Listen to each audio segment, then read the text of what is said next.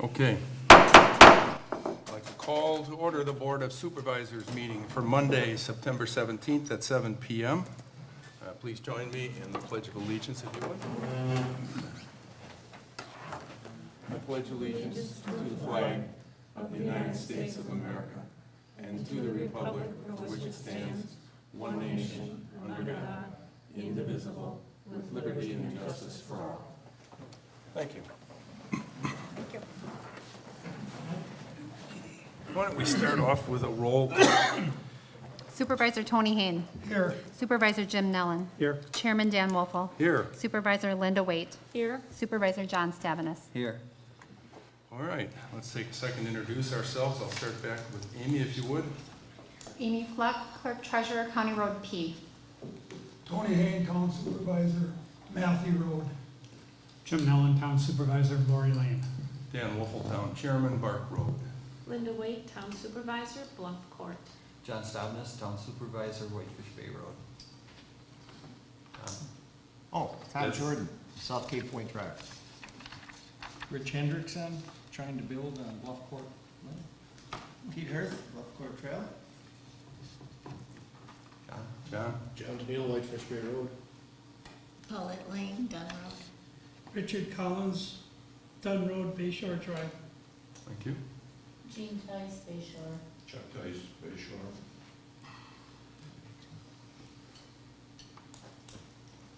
And Larry Chapman, Glidden Drive. All right.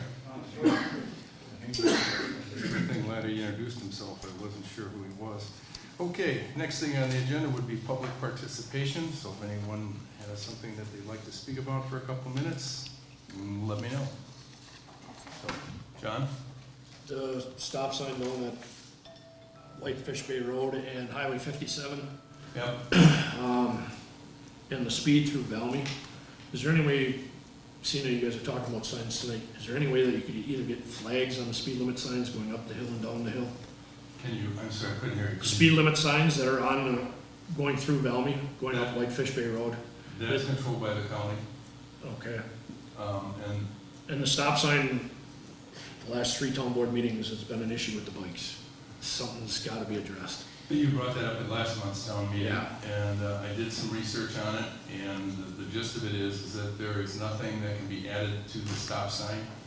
The county, which installs the signs, says that the standards that are used come from the manual on uniform traffic control, and that they cannot arbitrarily add anything additional. I did find I thought, pretty creative stop sign that had a bicycle outline on it saying, "Do not proceed," but it is not something that the county will attach. Their position is that the best thing to do there is have an officer stop and give somebody a few tickets. So, didn't look at that. Guess the town should probably think about it, or county should think about, they can place an officer in my parking lot, they can hand out tickets left and right all day long. It's getting way out of control ever since they brought that bike route down that hill. And feel free to encourage them to do that, but they will not add any signs to any place because they do follow this guideline. So I did pursue that, and there's nothing that the town can do. And the road is the county's, and they control the speed limit. Would they consider changing that stop sign with one of the flashing LED ones on that corner? Probably not. Well, the best bet, John, with your concern, would be to approach the highway department or to go to the highway commissioner, and they have a committee. Who chairs that? Linda Clogy does probably. Commissioner. But I'm sorry, the committee, John Linus is the chairman of John that. Myers, and talk with him about those concerns. Okay. Okay. I looked into those flashing stop signs, they're about $1,800, so good luck. $1,800 versus somebody's life. It's out of control in the corner. So, okay, anything else? Chuck? There's a sizable pothole forming in Walker Road about 300 feet west of Peterson.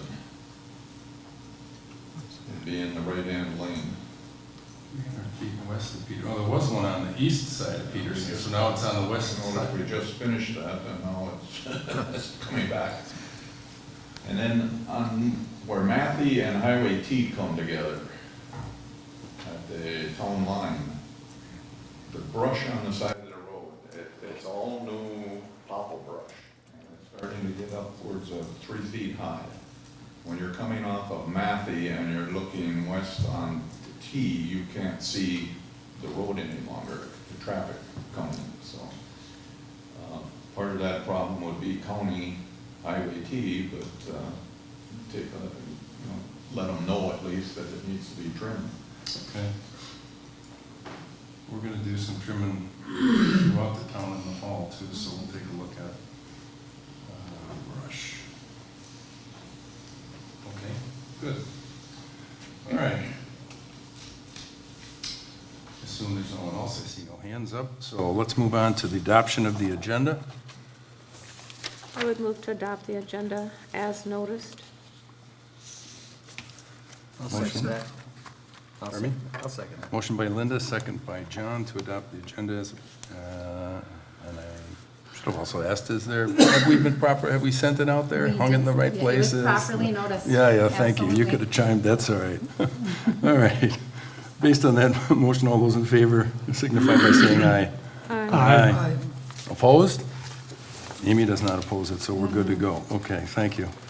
Approval of minutes, Board of Supervisors meeting from August 20th. I'll make a motion to approve the board meetings of August 20th. I'll second it. Motion by John, second by Tony to approve the board meeting minutes from Monday, August 20th. All those in favor signify by saying aye. Aye. Opposed? None. Motion carried. Thank you. All right.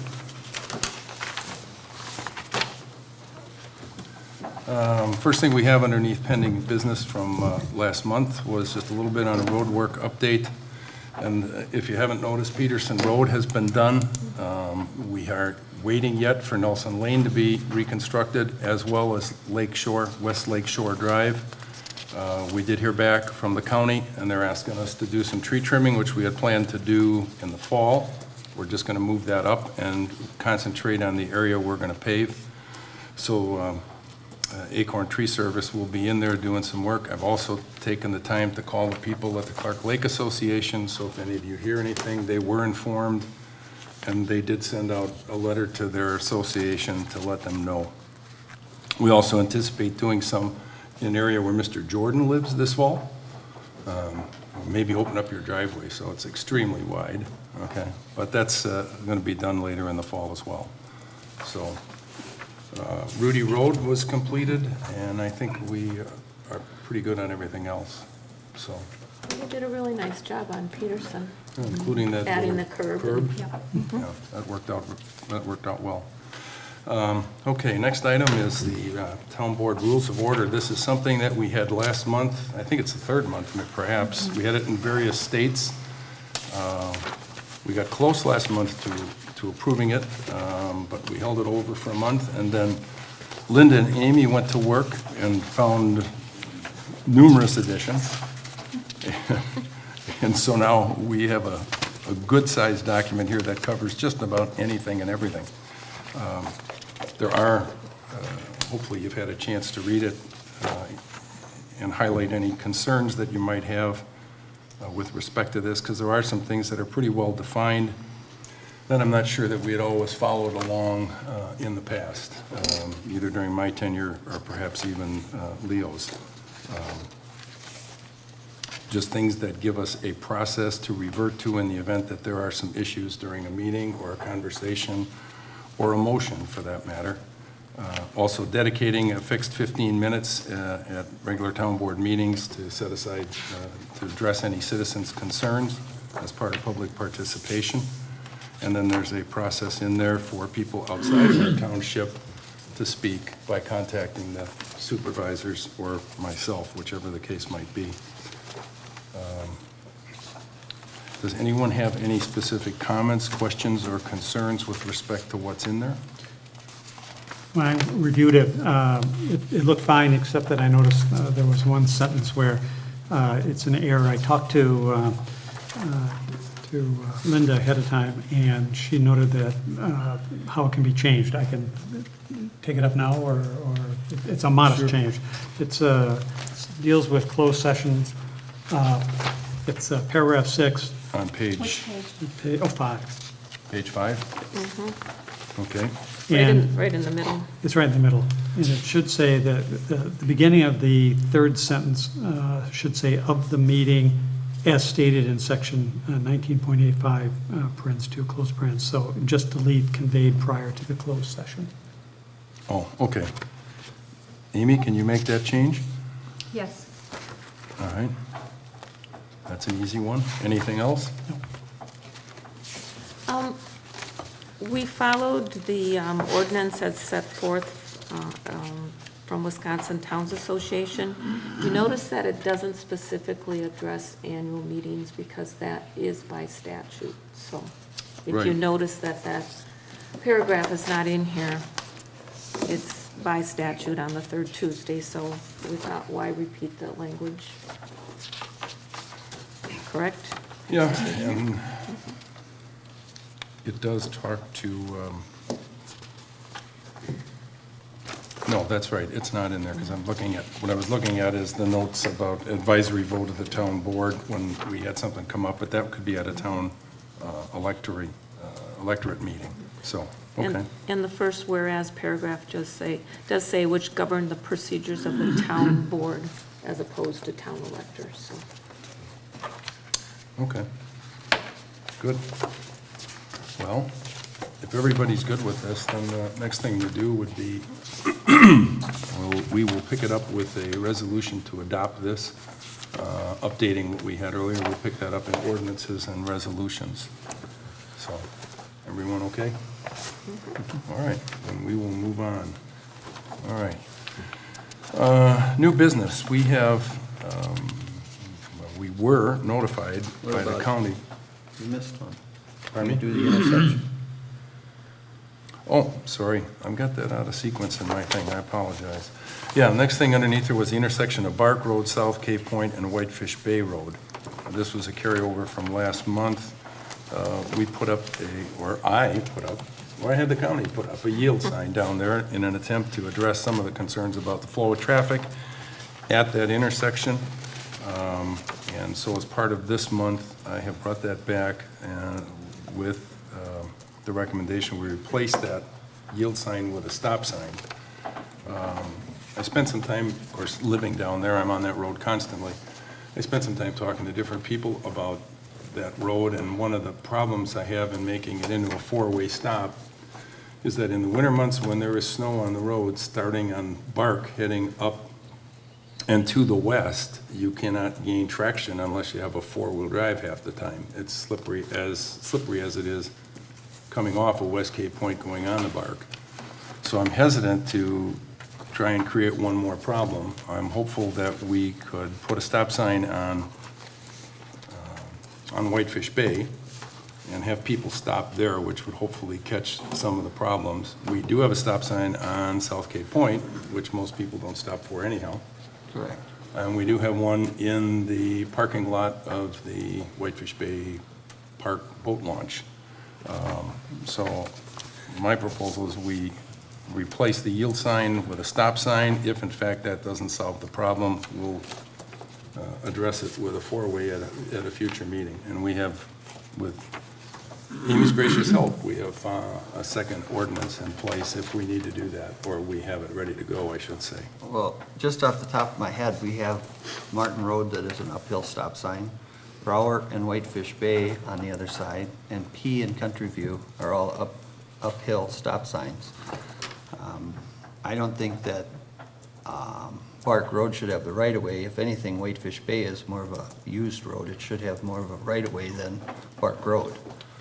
So I don't agree with the stop sign being there without being on Bark Road. I did talk to a few of the neighbors around the area, and most of them agreed that there should be a four-way stop there. But, so I'm not gonna support a stop sign there unless there's one on Bark Road. It's okay. Any other comments? I would like to comment, please. Pardon me? Yes, go ahead. I agree with Supervisor Stavenus. We have arterial roads, we have collectors, and we have our local roads. So usually the arterial And the collector roads are the most traveled, and the local/town roads are the least traveled. And unless there's a visibility or accessibility problem, I don't, I know we have intersections where there's just one stop sign. We have intersections where there's 2 stop signs. We have intersections where there's 4 stop signs, but we have no intersections where there's just 3 stop signs. We don't have any three-cornered We streets? don't, no, not when we have a 4-way intersection. So usually the lowest traveled, the one with the least traffic, is the one who would receive the traffic control sign, in this case, a stop sign. I think we have a couple options. We could go back to uncontrolled, so there would be no control sign heading east on Whitefish Bay, in which case you would yield to the right, traffic coming off Bark Road. Which they haven't done. Or you can do a 4-way stop. Everybody stops, or everybody should stop. I think it would be very difficult if I came to an intersection and I see a stop sign, and I see a stop sign there, and I see a stop sign in front of me, but I'm thinking this person is gonna stop for my right, and so I too, it's either has to be a 4-way stop or go back to no control, in which case you yield from the right. So that's my 2 cents worth. Tony, or anything? I Way down the side. yeah, I agree with John, Linda. I think a 4-way stop would be better than putting a stop on Park Road. I mean, on the main road. So I would vote for, try a 4-way.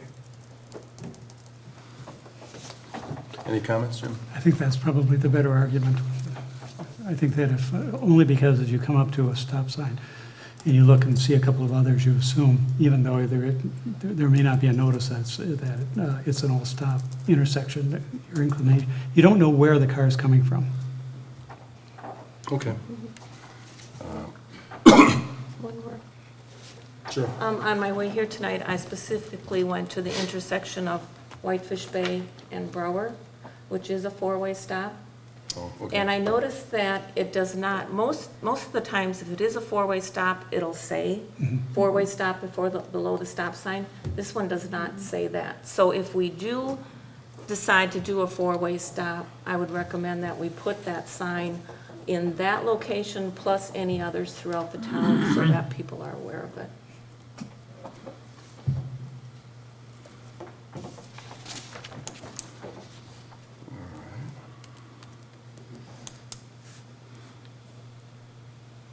Wonder how many of those we have.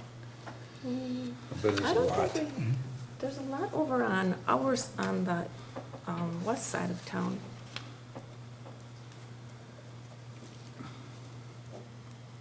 Okay. Or maybe that's not such a good thing. Maybe they shouldn't depend on the other person stopping. I don't know. I don't know. I mean, Yeah. the corner there's been a problem for a long time. I mean, we have people coming from the south that, I'm sure Tom Jordan has seen it, where they don't do anything except glide right through that intersection. Well, in the winter, it's ice on that side too. Yeah. And I just wonder if you do put in 4-ways, if there's some way in the winter that you could make it so that people have a little leeway, so that they don't have to come to a complete stop, so they can get up the hill. Well, that's the issue No, with it. stop and stop. Yeah, I don't know. That was the reason I was hesitant to do something on Bark, because as you're going up the hill and turning left and you slide. So, and I've watched plenty of cars do that, so. And it's a having good- nothing there isn't I going to be mean, the it's not a solution. perfect intersection either. No. That's Right. what makes it difficult, but it does need to be addressed because people are coming off of Whitefish Bay Road, and, you know, if somebody pulls out on Bark Road, the people on Whitefish Bay Road, sometimes I go up by my house and think they're not gonna make the boat ramp before they get it stopped, but because they're moving right along, so. Yeah. And before something happens, you know, for safety concerns, we have to do something there. Well, I think you're right on that. The people who aren't used to the area and are coming down Whitefish Bay Road, they make that turn so fast. Yeah. And in the winter, they do slide. Okay. Well, we'll figure out when we get down to ordinances if we can modify verbiage without a major effort. And otherwise, we'll end up bringing it back next month to implement the ordinance. So let's see what happens when we get down there. Any other discussion? I'm moving on. Okay, let's go on to new business, and we were talking about the naming of an easement off West Dunn Road. We were notified by the county that there was an easement with some property on East Dunn Road. And as we've done in the past, we notified the people that lived on the road to tell them we were going to give it a name and asked them if they wanted to give us any input before we made it Dan Road. And just kidding there. And we got some feedback from some individuals saying they did not want the road named. So then we went back to Chris Moe, who is the Door County Land Use Services Department technician, and asked him what our options were, and basically said it was up to the town if we wanted to name it or not, and we did not have to name it until there were 4 residences on that easement. So we had put it on the agenda, we notified the people, so we thought we'd put it here for some discussion and any input from the people involved, and we will go from there. So I think we have a couple people in back that are. Yes, I'm Paula Lane, and I've owned my home in Sturgeon Bay for 23 years. I do officially reside in Illinois, but I used to spend 2 weeks out of 4 weeks here for many, many years. When I purchased my home 23 years ago, it was the only home there in the 5 lots actually. And there's still only one home there, my home. Right. I own 3 properties, 2 are vacant besides the house lot. I'm only here for 4 reasons: security, safety, crime, and environment. In our town? On the 5 lots.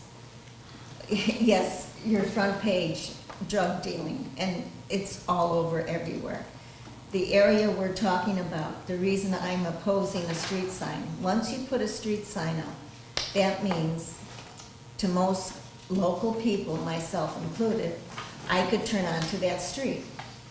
Okay, this is not a residential area. It's woods, black, dark woods.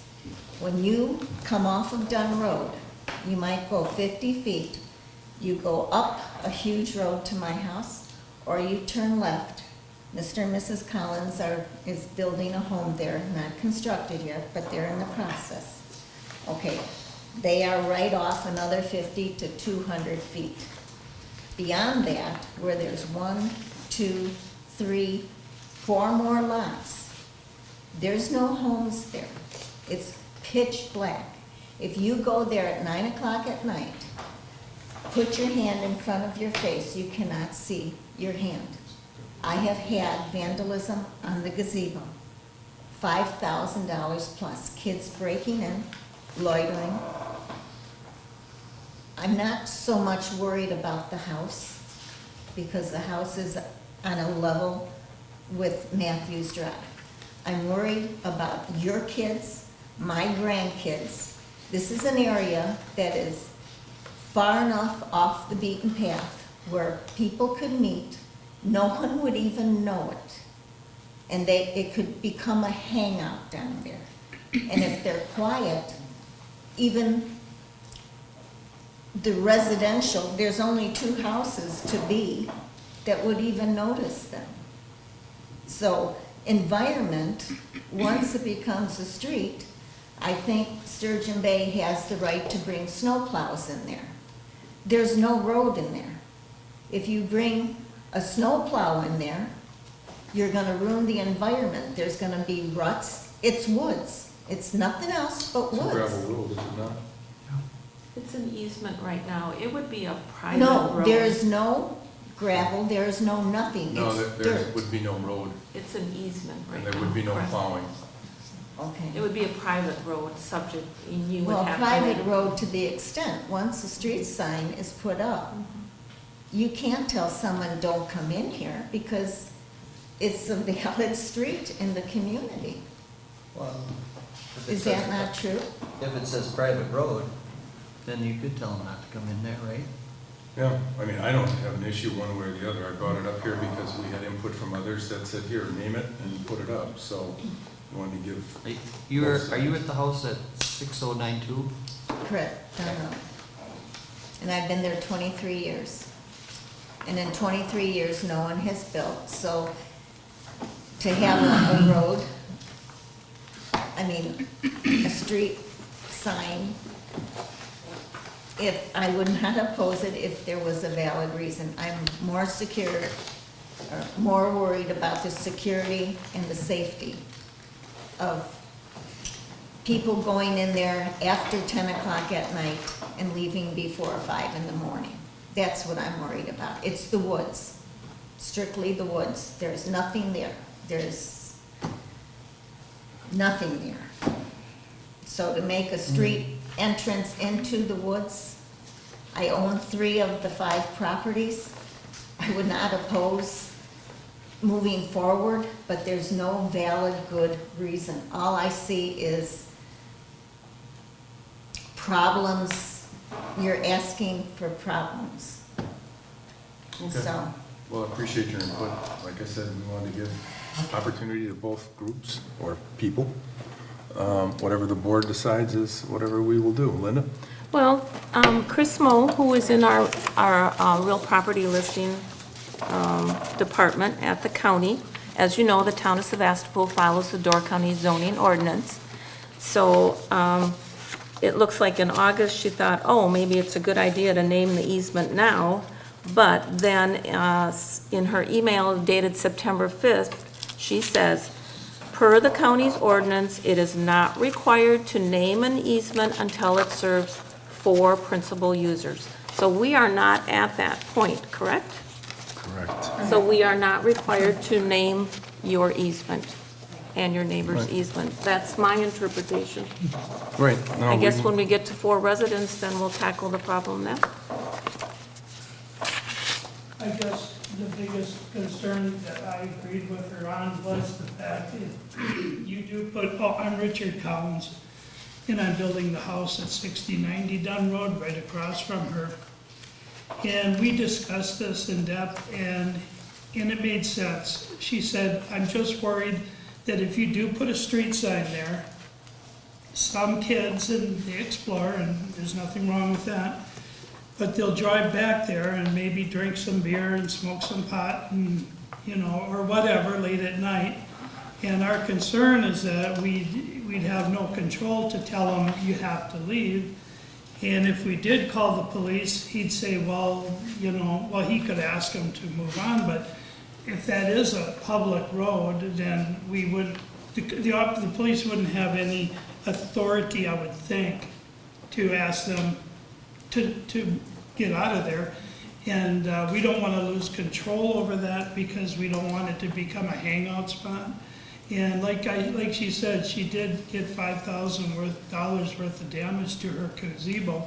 And the kids went in there and broke windows and drank beer and smoked pot. And, you know, I know this is a low crime area and the chances of that happening twice are very nil. But I know how kids are because we were all kids at one time. And I'm just worried that, you know, if they start hanging out down there, there could be vandalism or to the home or theft. And it's just a valid concern because there are no streetlights down that road. And that's probably a good thing if you name it because you know, it'll be so dark and there's really no, and there's like 8-inch rocks in there because we've had our tractors and stuff in there, and I'm going to pave down there, and I'm going to have to pave that whole easement about halfway, not quite halfway down, and if it's paved and it's named as a city road, I'm also kind of leery about somebody having a big dump truck or plow truck driving down there on the driveway and causing damage, which, like you said, and I agree, they're not going to plow down there, and I fully agree with that. But it's, who knows, you know, it's possible. So I just kind of want to keep heavy equipment off of that road, but, and the chances of heavy equipment driving down that road are slim to none. But, those are kind of my concerns, and I kind of sided in with her, and so I'm here to stand with her and say she has some valid concerns that I do agree with, and whether they're real or not, who knows? But I've yet to live there or have any problems with kids being on that road or people hanging out down there, and so that's just kind of my concern. That's fine. I Well, said I brought it back. To your concern, you would have to pave that to our ordinance, make it the right width, make the cul-de-sac, and bring it up to specs, and then turn it over to the town before we would plow it, so, I mean, Well, sure, Yeah. yeah. Oh, okay. yeah, before we would even plow it, it would have to be gravelled to our specs, paved, and the cul-de-sac would have to be put in, and you would then turn it over to us, and then it would be plowed. Other than that, we're not plowing it. Sure. So that'll address that concern. Stays a private road. Yes. But I can pave it if I have Beeson come in there, can they pave it, or do I You have to? can do whatever you want on your own property. Well, yeah, well, I I think what understand that. John is saying is that if you ever decide that 2 other homes are built there, or 6 or whatever, and you want it to be plowed, it has to be built to town standards, at which time we would then assume it. But you'd have to build it differently than what you would do for a private road. So if you, otherwise, you can make horse and buggy if you like on it, but if you want it at some point in time plowed, it has to be built to standard, then we would assume that responsibility for maintaining it and plowing it. So just future thought. Once you get the 4 homes, we'll name it. Sure. So as far as no one here has any issues with that, we're good to go. Sounds good, thank you. Okay? All right, thank you for attending. All right. Oh, we're just loaded with right-of-ways and namings and easements. This is like the easement party. Okay, next on the agenda is Bluff Court Trail cul-de-sac right-of-way. And you have in your stuff, in your packet, a bunch of documents that came from Linda, myself, and Peter Bodwin, discussing an issue where a lot slopes off to the side significantly and requires some changes in order for a home to be constructed. And Peter, I'll let you. Yeah, thank you. I hired Peter, trying to build a home on this beautiful piece of property on Bluff Court Trail. And we ran significant troubles here, because you just can't get the house placed on a particular lot because it's steep slope. So I hired Pete, and trying to work with Dan to do kind of like communication and stuff. So yeah, I'm sure he can explain that better than anything about the road. Sure, so if you have any questions from Mr. Anderson, feel free to shoot at him while I go through this, but just the history on the cul-de-sac itself. This plat was done in the early 90s. I actually own a lot across the street. There's 2 other lot owners besides the Hendersons and myself that would be impacted by this. But when the original plat was done, the right-of-way for the cul-de-sac wall was designed at a 100-foot radius for some reason, and nobody quite knows why. Maybe there was contemplated a island in the middle that would be paved, and then there would allow a road to go around it. We're not sure, but ultimately what happened was the cul-de-sac bulb just got paved 45-foot radius to meet the standards back when the road was turned over to the town, where it's probably almost 10 years ago now. So that being said, there's a large amount of land between the edge of the pavement and the actual lot line right now, the right of way being a 100-foot radius. So what that does is, it requires his home to be built way back off the road, an additional 32 feet beyond that. So when we started looking at the grades in there, he's right, there's so much drop between the edge of the pavement right now and where he could put the garage, he's supposed to see the goes already falling down the hill, that it almost is unbuildable to put it back where it is now. So we looked at it, to kind of go through the grades there. The grade at the cul-de-sac on the asphalt is around 737 elevation. Right now, if we would go with the existing right-of-way and the 32-foot setback, his garage, the grade where the garage would go is 18 feet lower than that. So grade-wise, the driveway would just be too steep to make up that 18 feet to make it work. And even if we filled up to make it so it's doable, I would have to set the garage 10 feet out of the existing ground just to make that slope doable coming down off the road. So really not practical, hardly even buildable to do that. So what we looked at is what's the alternative. So the way your ordinance is written, section 6 of the town standards, it reads, road right of way, all rights of way shall be a standard width of 66 feet. All roads that are not through roads shall have a cul-de-sac at the terminus of the road with a minimum of 60-foot radius. So if we go ahead and make it 60 feet instead of the 100 that was originally divided, that takes away the problem because now he can move his house 40 feet closer to the road. It would still be 32 feet off the new right-of-way, but that 40 feet is tremendous in this case, just because the bluff is falling away. So as you move down that 40 feet, I'm dropping an additional 2, 4, 6, 8 feet. So I'm able to, existing grade is 8 feet higher if I can push it toward the road. Now I can build the garage up about 4 feet out of ground, make that slope doable for the driveway, and make everything work on the backyard. They intentionally chose a home that's only about 30 feet wide because they know the grade's falling off, so they can't make it much narrower than that. And even with that, they're going to have to extend the back wall after their walk-up basement to get down to natural grade. So it'll work, but we certainly need the right of way. So the process to do that is we would take care of it through Goldwyn. We write a legal description for each of the lot owners around the cul-de-sac. And we say that 40 feet of property is quit claim from the town, because the town now owns it as a dedicated right-of-way, back to the homeowner, and the town will retain the 60-foot radius right-of-way, which meets the ordinance. So you're basically giving the 40-foot strip back to the homeowner, which allows him to move his house 40 feet up the hill so it's buildable. So I think, obviously, I'm one, my little triangle here, I'm one neighbor, the Dvorak's on the end, or one neighbor, and then there's one other vacant lot here that has a lot more. So what we would do is we would take care of the paperwork, we would give the legal descriptions to Mr. Hendrickson's attorney, he would prepare a quick claim document, all we come back to you for is just signature of that document.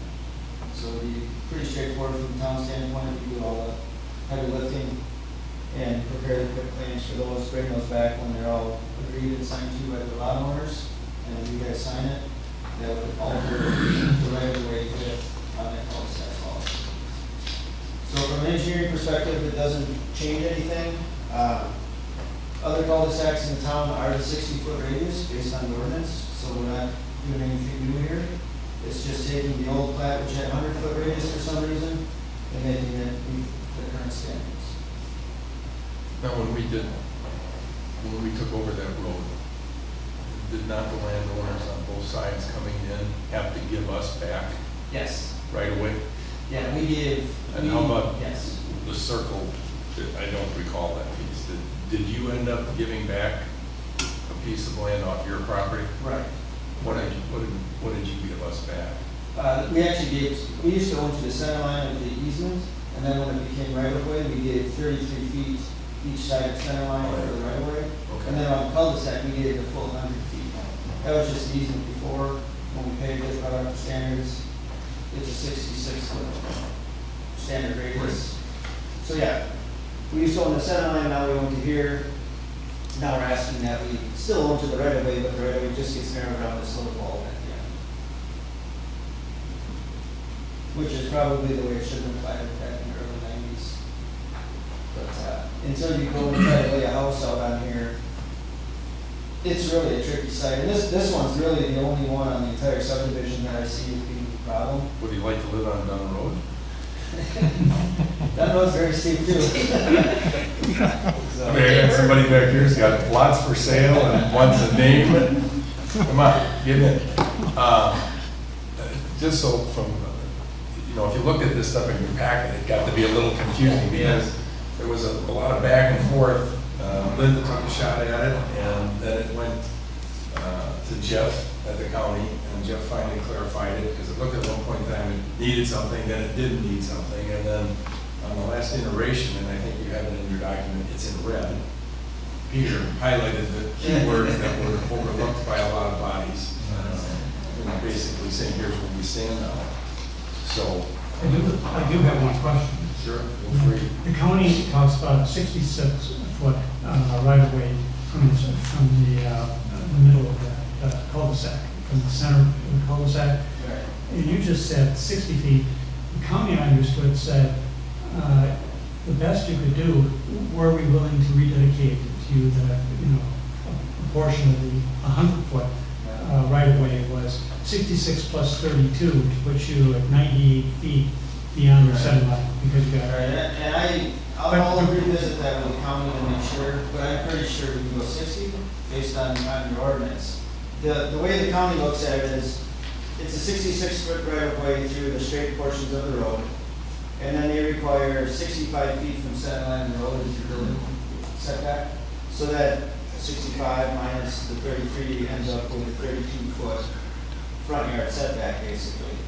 So they carry that around the right-of-way, but when we get to the cul-de-sac, instead of being 33 feet, now we're 60 feet based on the ordinance. So I think I understand your question, and I'll clarify with the county to see if their rule or if they have a rule that overrides yours, but I'm pretty sure he was in there, I think 60 foot is correct. Well, yeah, but it's a 60-foot minimum, so that'd be the bare minimum. Right. So we have 33 feet on each side of the road. Right, but 60, but there you have 33 feet here, but now you go to 60 feet all the way around the ball, which is wider. Pete, you want that extra 6 feet? It definitely, it would help their house placement, because as you move 6 feet down the hill, you just drop another 2 feet in grade. So every foot closer we move up certain heights, that drive us slow. So we get, if 6, There's been enough confusion on this to last us 2 lifetimes. Are you sure you don't want to live on Dunn Road? My wife picked this out. Go ahead, Linda. I don't see a problem, Pete. And maybe drawing would be the easiest way to do it. Well, you're welcome. You also have your drawing in here. I see the county as being more restrictive than we are. So, unless I'm missing something here. All right, I think I included a drawing. Yeah, I have it here. All right, so here's Bluff Court Trail, right? Built to our standards, 24 feet wide.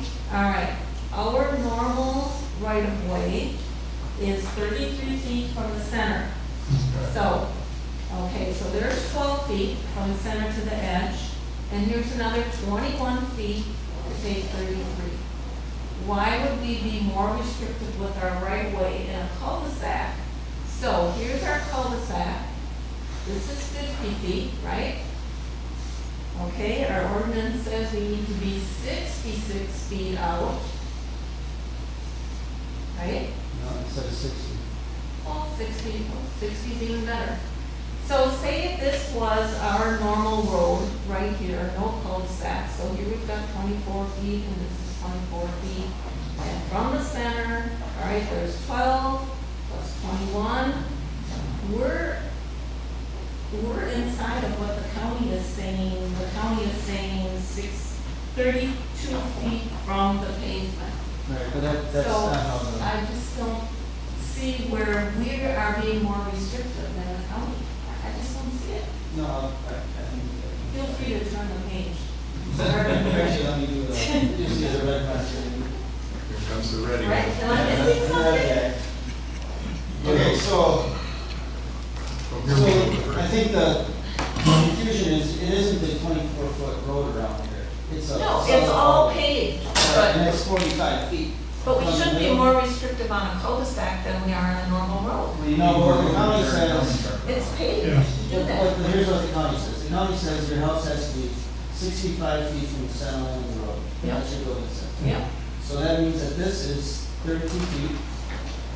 This is 33 feet. So that's your 65 feet. So what the county rule says is, when you get to a cul-de-sac, regardless of what the radius of the bulb is, the right of way, you continue that 32 feet off of here to get your still. From the pavement. No, from the edge of the right of way. See, we got a right of way, That's I think where you're. Okay. It's from the right of way, so from here, you're 32 feet from the right of way. If you continue that all the way around, if I have a 60-foot bulb, right of way, that puts my house at 92 feet off the center of the bulb. Okay, so if, So it's off the right of way. if I say the right of way is 21 feet from the edge of the pavement, are you still having a problem? No, I agree with you. Okay, is that a problem for you when it comes to building? If our right of way is 21 feet from the paved surface? Yes, Surface. because Because now you have to add 32 feet Right. to it. because it extends way out. because the county ordinance says, the setback begins at the end of the right of way. 32 feet from that. That's right. Because So they the don't right of allow way goes on center 100 line. feet. Right of ways less, they move it back in. Well, if we're not more restricted when it comes to a cul-de-sac, we certainly can't be less restrictive because this would start to set a precedent for all of our other laws. But that's not the case. In this case, Jeff Crusoe said, this is perfectly fine, what I propose. The county's okay with it. And we don't have any 100-foot bulb cul-de-sacs. Right. This is, I think, is the only subdivision that does. I even looked at, I don't remember which ones, but a couple other in town, and they're smaller, certainly. So you take, I guess you take the center of that dot, and you go out 60 feet both ways for the radius? Yep. Yep. Okay. So it's paved about 45 right now, each way, 90 feet across. Okay, so then the difference is this one, what it is right now is you have how many feet, 100? Right, it's 100 feet to the right lot line right now. So if I go another 32 feet back for his house, I'm 132 feet from the middle of the cul-de-sac. You're way down the bluff. Yeah, wow. We could have a subterranean home. Or you could move on that down the road. Oh, I've said that already, yeah. Be good if we had a hurricane. Yeah, so if you look at it from the side view, your road's up here, his lot's dropping way like this. The further I get away, A little more slow. I gotta get that driveway slope to be reasonable, so I'm filling up already to make the driveway. The only way it would work if we keep it down the hill is we go into his garage would be 8-foot walls, we fill up to it, and then you have 8 feet of steps down to his first floor, otherwise that's gonna be, so yeah, it's a challenge. Is the elevation on Mr. Henderson's lot a lot steeper than the one to the east? It's Where not they a lot have that new steeper, house? but the benefit of the one to the east is you're simply going off of the straight part of the right of way. So he doesn't have to go Right on the curb. 60 feet, he's going 33 feet, then it's set back. Where this one is from the center, so it's pushing the, face back. So is the other two parcels on here built back that far? This one? His topography is different. The Dvorak is, he kind of followed, the bluff was flatter up here, he built up on the flat. This one's on the uphill side, so it doesn't, it's going up the hill, not down the hill. So the only one that's because Just this this is one. dropping away like Yeah, crazy. that's the only goofy. I was out there yesterday, it slopes down pretty rapidly. Right, it, just for numbers' sake, right now, if we do it the way I'm proposing, I would still have 23 feet from the edge of the pavement to the back of this house, which is the mark up.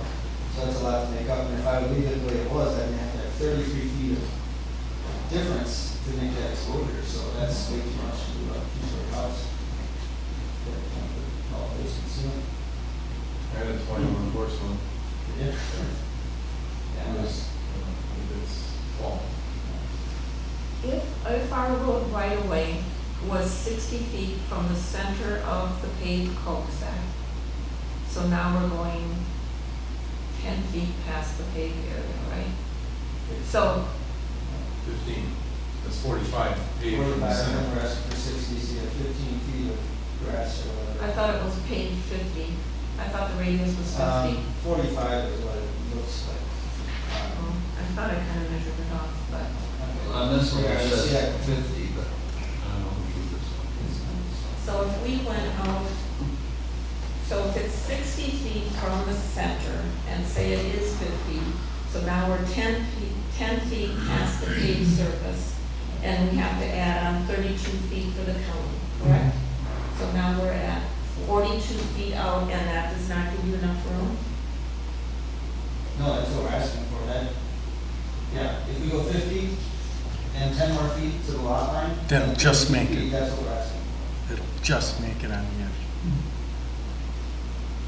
So disregard my thing about the normal road right of way and just use what our ordinance says, That's what I'm asking. 60-foot radius. Yeah, we can do So, that. The 10 challenge is feet right- out from the paved But he's gonna surface get- plus 32. Right, we just legally have to vacate that little bit of right of way to make that work. Doesn't this tell us that we don't own it? Or that our right of way is? But I think we platted it. It was Probably. planted with 100 feet, Yeah. that's the problem. Yeah. Or, Too bad before my time. Oh. I didn't have the subdivision, so Oh, I see. I wouldn't be 100 foot right of way. No. Yeah. Pete, have you run this by the other neighbors who were rather upset when they had to forfeit some footage? And now you're gonna come back and say, oh, by the way, the town's gonna give you some back? And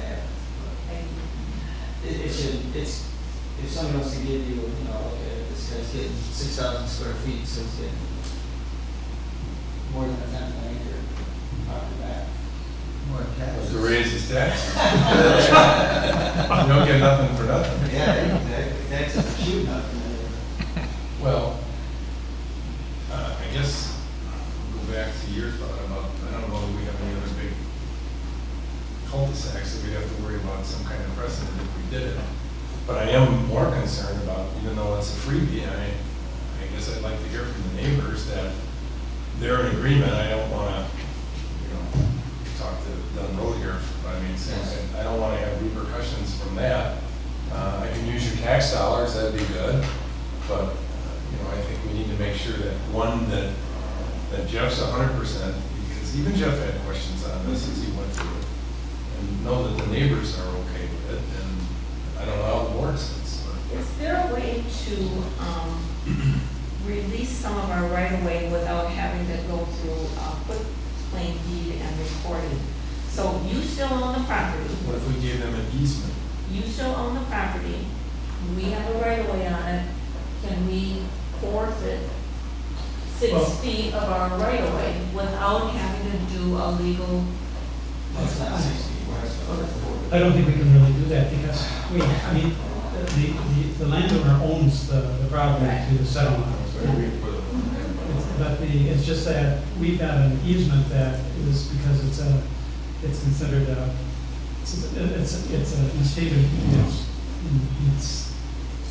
an estate of real property that precludes anybody from putting anything on that easement. I think the only way it works for them, and probably for the bank, is for us to quitclaim back to them that difference. And the discussion with the county is, they can give a variance if you need a variance to the front yard setback. But in this case, the statement is, we'll just make the cul-de-sac meet the standard, and it goes, we're not gonna give you a variance, because there's no reason to give you a variance, just do a quick claim, it's done. And the only reason we're asking for all the way around the circle is that it look really goofy on the tax roll if he's the only one that has a different right of way than the other 3 neighbors. But, I can certainly go back to those neighbors and get them okay, if that's what you want. I think, They'll have to sign it. assuming that everybody's in agreement, I think if you have them send us a letter or something, show up and just say, hey, I'm agreeable to this, even though Sure. it should be beneficial. Right, but I guess if I can get action tonight that it's approved based on getting the quick claims all recorded, they have to sign the quick claim. So in essence, they are approving it by signing the quick claim.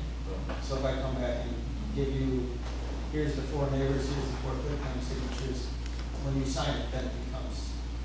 Were you talking about the? I'm people not that- worried about those the 4 people that neighbors, gave I'm up- worried about the neighbors The down the neighbors line. that gave up property? Right. To make the make the road, road. To make the road. when we assumed it back 10 years ago. I think she. Remember, we could had be- it all surveyed, and I believe you were the engineer, and it was surveyed, and all were short.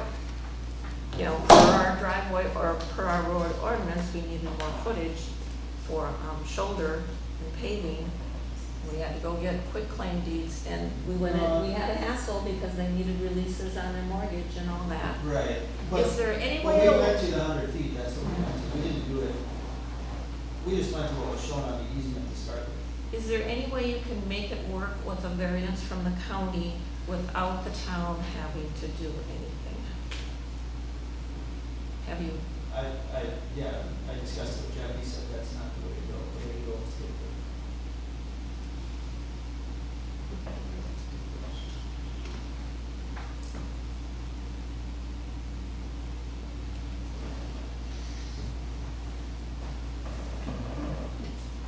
I don't know. It's, I guess the biggest piece was how the rest of you feel. I mean, it's obviously, Well, I agree with Supervisor Wade. I would like to hear from the people that gave us property so that they're not all up in arms about it. Because now we're giving this property back to them. well, that's true. Especially since I live in that neighborhood, and I would love to have you as a new neighbor. But Or you're gonna move to that. I'm gonna- How much was quit claim the first time around, all the way up Bluff Court Trail? They're all What did 100 each of they're them? all 100-foot walls. No, when the property owners that had to quit claim To get a us the certain road back. footage to get us, Yeah, it's all 66 feet, so, they all quit claim 66 well, feet? 33 feet to the center line. So our entire road looks like, is a ball here, Right, yeah. and then this is the bulb we're talking Yeah. about. Mhm. That's Right. the road. So this is 66 feet, Yep. and when we bought it, when everybody in the subdivision bought, if you bought this lot right here, you bought to the center line of the road. And then this was a 66-foot easement back in 1990s. And then all we simply did, and this was a 100-foot radius on the railroad road, on all of them. What we did when we turned it over to the town, is we said, town, we are taking 33 feet from everybody. Yep. So this guy's property was 2.5 acres, went down to 2.4 acres. Because he gave us, whatever the math was. So everybody gave us 33 feet, except for the cul-de-sac people, because their lot went like this. So they gave you this triangle.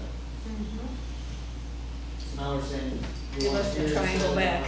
We just want this little chunk back. So everybody gave half. So the other two walls on there, are they 100-foot radius? Yep. Yep. But they're not falling off the bluff, they're going up the hill. They're going up the hill. And, I don't see that this is this is probably the only lot that has any benefit of changing. Oh, there's a house going up on the lot.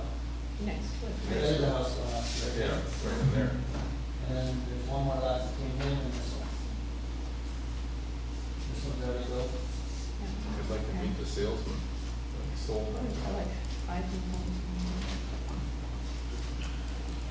I would just feel really uncomfortable unless you run it by everybody in the subdivision. That's just my personal take on it. I know you would like to get started, and this would be So another what delay. what if this guy here and here don't understand what I'm telling him, and write you a letter and say, that's a bad idea? Mhm. It doesn't make any sense. I'm gonna have to have this conversation with 20 people, is the problem. What if those 3 X's there say they want their 33 feet back like Well, they he does? can't, because this is a town road. Exactly. We're not taking away the town road, I know. we're simply fixing a 100-foot cul-de-sac, making it equal.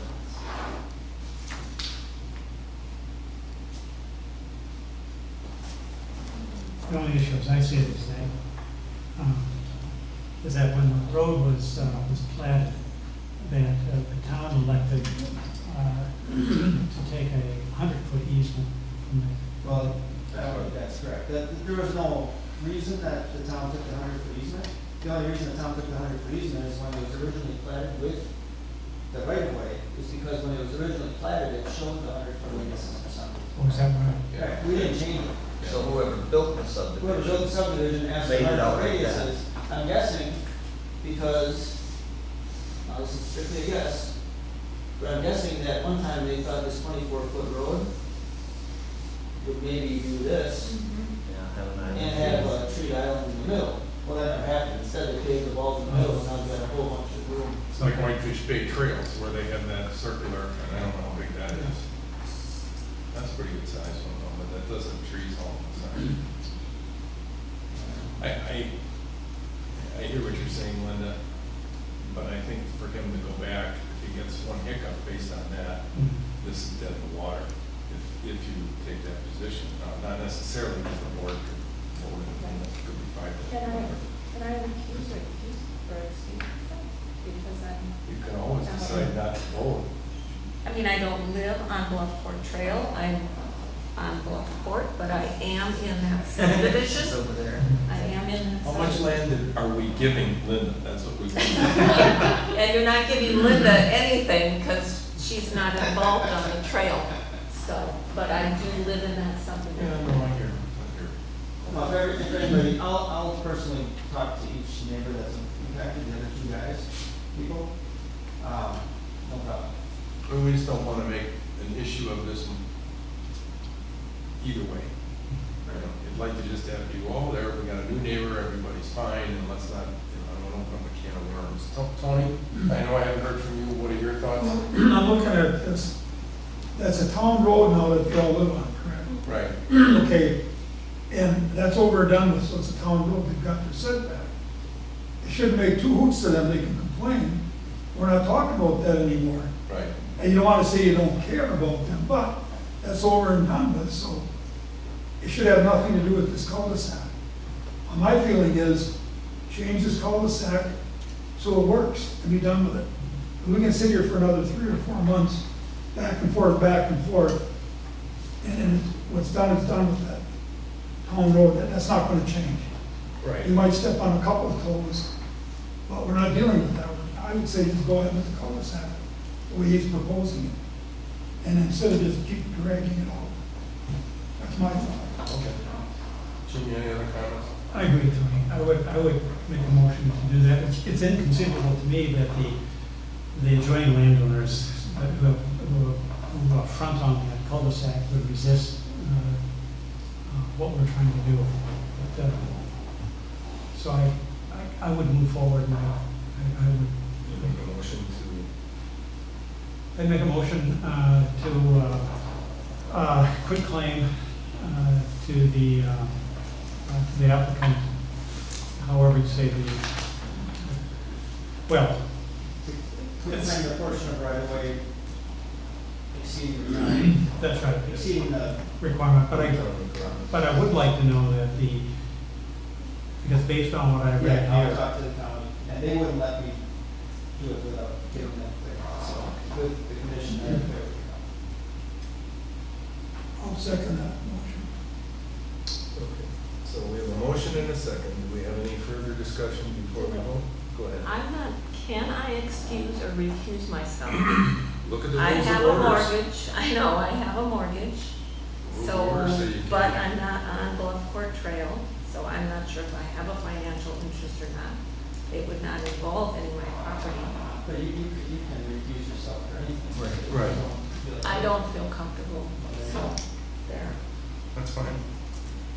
All right, we have a motion from Jim and a second from Tony. Well, I just hope we're not opening up a can of worms with the other people that gave us property. That's my concern. And Supervisor Wade is too, I think, but I guess, So, I guess there's nothing that we can do about the other people, but to force them, like you said, how many people would that be, 20? And if one says no, then you would have to build way off the right of way. I'm gonna take back my. And anybody on straightaway, this has nothing to do with 30 which, whichever way you want to do it, you don't have to, you can, at the time of voting, you can do that. I mean, I understand the quandary here, and it's certainly bounced back and forth between enough people, between Linda me, Jeff, Peter, back and forth. I don't think there's any other fix, at least from what I've heard today, and the people on the drive. Hey, they have a town road, we pave it, we replace it, repair it, plow it. That's the good news, and I think we should vote on what we have, and I have a motion from Jim, a second from Tony. Okay. And with that, all those in favor signify by saying aye. Aye. Opposed? Nay. One nay. Would you like that recorded? Yes, please. Would you please record? Absolutely. Please. Thanks. Please don't take it personal. And just make sure that Jeff copies us in so we don't have another issue. I'll keep you in the loop, and the next thing you'll see is something to sign once. We don't have another meeting until December of 2019. No, I'm just kidding.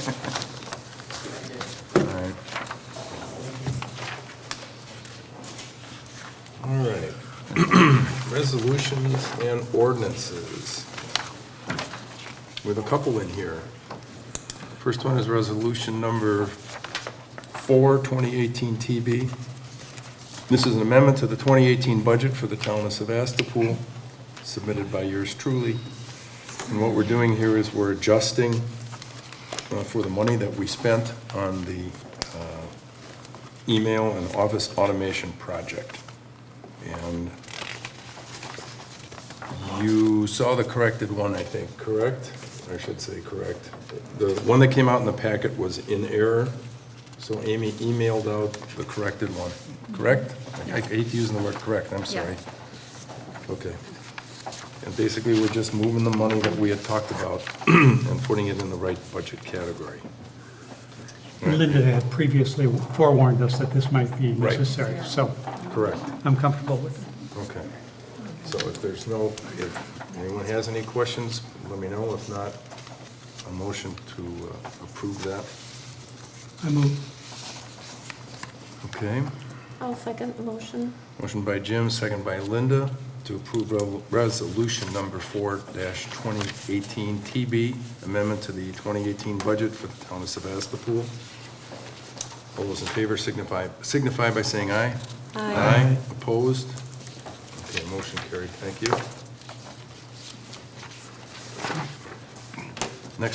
Next on the list of resolutions is Resolution 05-2018, a resolution adopting an updated version of the Town of Sevastopol Rules of Order. This is what we discussed earlier this evening. And I think we're pretty much good to go. We would need a motion to move ahead on this. I move. I second. Motion by Jim, second by Tony, to approve Resolution 05-2018, a resolution adopting an updated version of the Town of Sevastopol Rules of Order. All those in favor signify by saying aye. Aye. Opposed? None. Motion carries. Thank you. Okay, this one I'm sure Linda can help us on, right? This is ordinance to place a stop sign. This is always fun.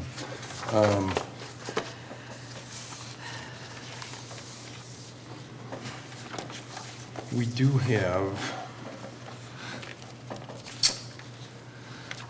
is there an easy way to change this verbiage without having to bring it all back next month?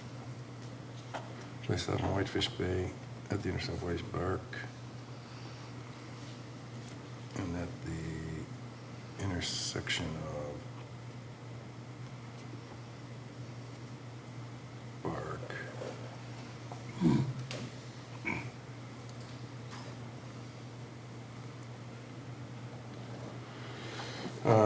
What's your unofficial opinion, Linda? You're usually pretty good at these. Should we modify this or just bring it back as it stands for next month? In order to do, this is to place. Are we modifying it to a four-way stop Right. then, or what are we? Right. That's, Otherwise, I have an ordinance prepared for a four-way as well. I can just bring it back next month and leave it at that.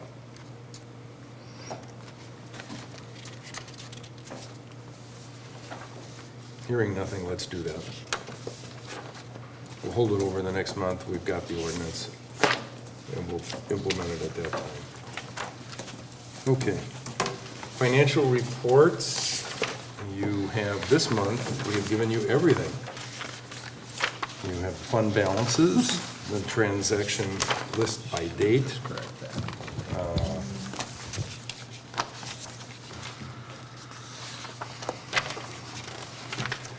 And you have the budget versus actual January through August. And Amy, do you have anything that you would like to add to this before we approve that? Yeah, we paid our fourth quarter fire protection to the city of Sturgeon Bay. Oh, So we're yes. all set for through 2018. The special assessments income category is already at 91% to date. So, and we have 3 more months to go on that. The local government investment pool is now paying 2% on everything. And just keep working on the budgets, seeing as our workshop is October 22nd. Do we have one more year on our fire protection? Or 2 more years? One. Okay, December. so that's something we should look at? Yeah, Yes. yes, we will take a look at that.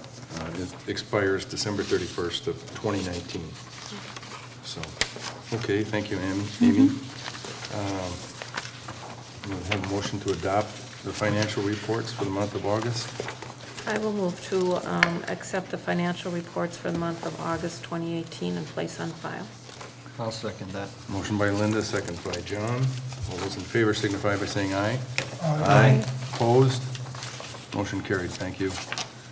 Everybody's had a chance to look at the vouchers, bills, and claims. I think everyone signed off on them, Amy? Okay, Absolutely. Motion to approve would be in order. I'll make a motion to approve the vouchers, bills, and claims. I'll second it. Motion by John, second by Tony to approve vouchers, bills, and claims August 21st, 2018 through September 17th, 2018. All those in favor signify by saying aye. Aye. Opposed? None. Motion carries, thank you.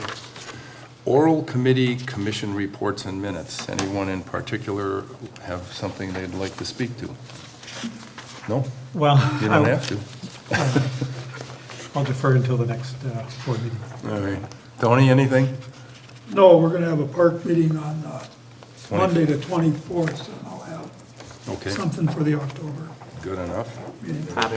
Property management meets on Thursday at 3 PM. All right. John, anything? No. Okay, Oh, No? York County Coastal Byway, yes. you can expect a decrease.